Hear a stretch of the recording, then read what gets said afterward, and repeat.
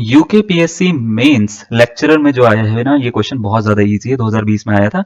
देखिए set theory का question है, लेकिन इसमें कॉम्बिनेशन से ये सॉल्व होता है, इसलिए इसको लेक्चरर में डाला गया था। क्वेश्चन में ये बोल रखा है कि अगर a is equal to X Y Z, ऐसा कुछ दे रखा है, एक्स वाई जेड जो है वो 3 पॉजिटिव इंटीजर है और इनका सम जो है वो 12 है, तो बताओ a में कितने एलिमेंट आ सकते हैं, यानी उसकी कार्डिनलिटी कितनी होगी।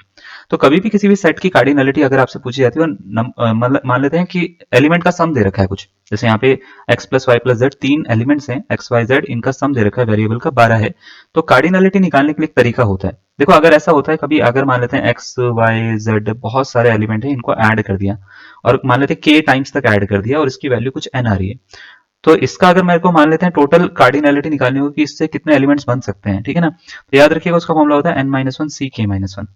अब सर n क्या होता है, n होता है ये टोटल सम, और k जो होता है वो होता है कि कितने हम वेरिएबल यूज कर रहे हैं यहाँ पे।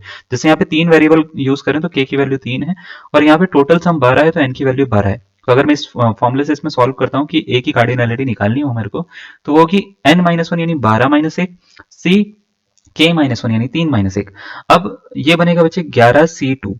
11c2 को हम क्या करेंगे, एक फॉर्मूला होता है nc2 का, nc2 का कॉम्बिनेशन में फॉर्मूला होता है, वो होता है n minus one upon two.